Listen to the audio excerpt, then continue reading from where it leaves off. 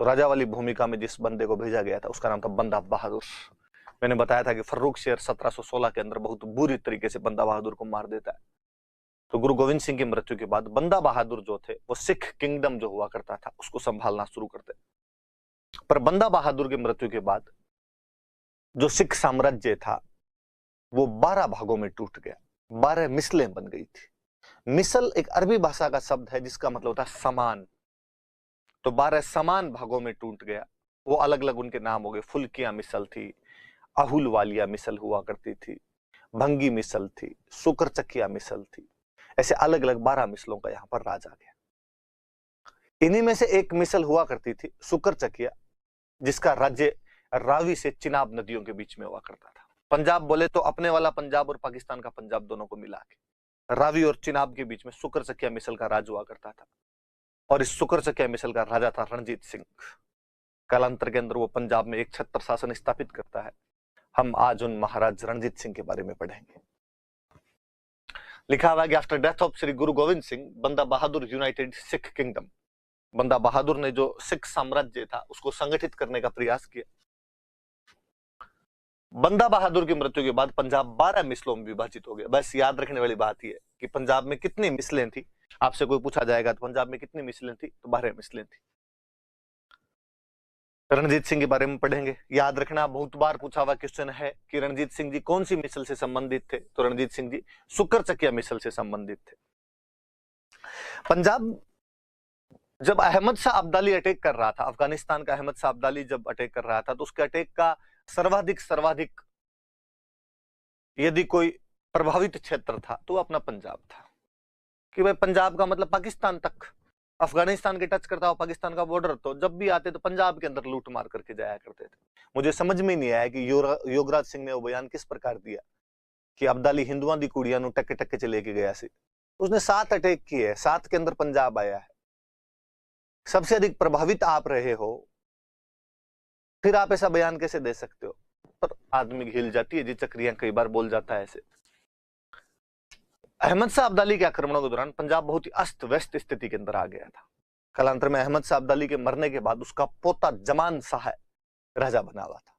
अब जमान शाह ने अटैक करने शुरू कर दिया। जमान शाह नाम का पोता था उसका। अब जमान शाह अटैक करे, और ऐसे ही जमान शाह के एक अटैक में जब वो पंजाब में लूटमार करके वापस जा रहा था, चिनाब नदी जो अपनी है, उस चिनाब नदी का पानी ऊपर आया हुआ था। बाढ़ आई हुई थी शायद चिनाब नदी के अंदर।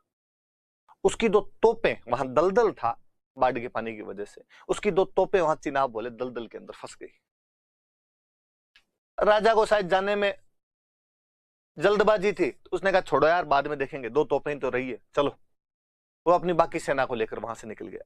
थोड़े दिनों में दलदल सूखी तो तोपें सामने नजर आने लगी। रणजीत सिंह का राज्य, जैसा कि मैंने बताया कि सुकर चकिया मिसल रावी और चिनाब के बीच में हुआ करती थी। चिनाब में जब वो तोपें दिखी, रणजीत सिंह बहुत यंग एज का लड़का था उस समय, लंबा पतला, एक हरे बदन का। उन दोनों तोपों को निकालता है, साफ करता है और उनको काबुल लेके जाता है, जमान शाह की राजधानी काबुल। और उसने जाके कहा कि सर, आप अपनी 2 तोपें चिनाब नदी के अंदर भूल कर आ गए थे, मैं वो दोनों तोपें आपके लिए लेकर आया। जमान शाह बड़ा राजी हुआ। उसने कहा जेंटलमैन, क्या नाम है तुम्हारा? लग दे लाहौर दे। उसने कहा सर रणजीत सिंह नाम, और आपने ठीक कहा, लाहौर का तो नहीं हूं पर लाहौर के पास में, रावी और चिनाब के बीच में मेरी सुकर चकिया मिसल का एक छोटा सा राज्य है। जमान शाह राजी हुआ अपने तोपों को लेकर, और जमान शाह ने कहा कि यंग मैन, आज के बाद लाहौर तुम्हारा है। 1799 में अफगानिस्तान का राजा जमान शाह अपनी 2 तोपें प्राप्त करने के बाद रणजीत सिंह को लाहौर का राजा घोषित कर देता है। लाहौर पंजाब की पॉलिटिकल कैपिटल हुआ करती थी। किसी टाइम में जब पूरा पंजाब एकत्रित था तो उसकी कैपिटल का काम पंजाब किया करती थी। या मुगलों के टाइम में भी जब कभी पंजाब एक अलग सूबा हुआ करता था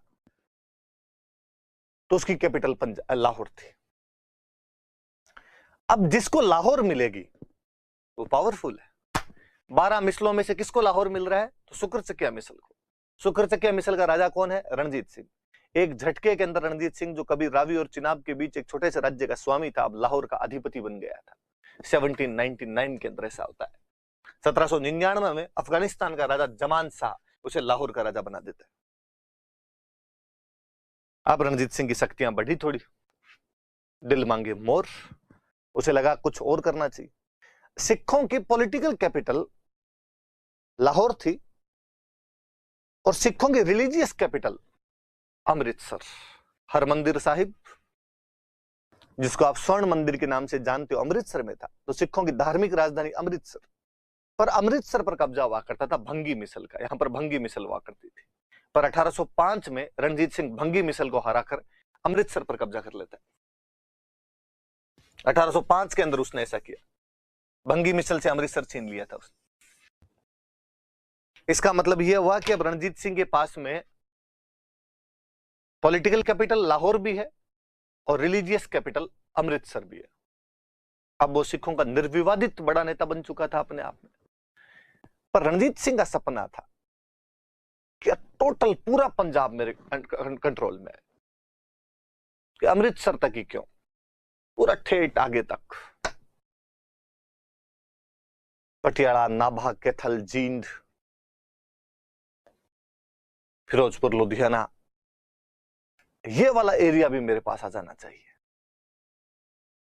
माझा, दोआबा, मालवा, सबका राजा मैं ही बनूं। तो उसने आगे और बढ़ना शुरू किया। सतलज के इधर वाला जो इलाका था, लुधियाना, फिरोजपुर वाला इलाका, इसको मालवा कहा करते थे। सुनना मेरी बात, मालवा अपने भारत में दो है, एक मध्य प्रदेश में, एक पंजाब में। मध्य प्रदेश का जो अपने राजस्थान का टच करता हुआ बॉर्डर है, रतलाम, इंदौर, नीमच, उज्जैन, मंदसौर, ये मालवा है। उधर पंजाब में जो लुधियाना, फिरोजपुर वाला इलाका है, अपने तक अबोर फजीलका तक का जो इलाका है, ये मालवा है। किसी समय में यहाँ पर मालव जाति शासन किया करती थी, इसलिए ये मालवा है। कालांतर में वो मालव जाति अपने जयपुर और टोंक के अंदर आ गई थी, इसलिए हम पढ़ते हैं कि अपने यहाँ पर मालव जनपद हुआ करता था। क्योंकि मध्य प्रदेश वाले मालवा में मालव जनपद था, तो उनका प्रभाव अपने झालावाड़ और कोटा तक हुआ करता था। इसलिए अक्सर आप पढ़ लेते हो कि झालावाड़ वाले प्रदेश को भी मालव प्रदेश के अंदर गिना जाता है। तो उधर पंजाब के अंदर भी मालवा वाला प्रदेश था, और रणजीत सिंह चाहता था कि यार इस पूरे प्रदेश पर मैं कब्जा कर लूं। तो उसकी राजधानी, दोनों राजधानियों पर कब्जा किया उसने। कौन कौन सी? एक तो उसने लाहौर पे कब्जा कर लिया था, और दूसरा उसने अमृतसर पर कब्जा कर लिया था। रणजीत सिंह, महाराजा रणजीत सिंह को देखिए। इसी बीच एक घटनाक्रम और हुआ। अफगानिस्तान के अंदर जमान शाह की मृत्यु के बाद में दो लोगों के बीच में प्रतिद्वंदिता हो गई, अगला राजा कौन बनेगा। एक बंदा है शाह शुजा, एक बंदा है दोस्त मोहम्मद।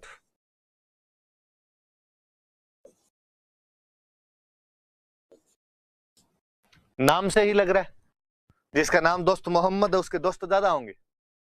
और दोस्त मोहम्मद ने अपने दोस्तों की सहायता से शाह शुजा को भगा दिया, और दोस्त मोहम्मद वहां का राजा बन गया। शाह शुजा भाग के कहां जाए? अफगानिस्तान से भागेगा तो पाकिस्तान आएगा, पाकिस्तान पंजाब का हिस्सा।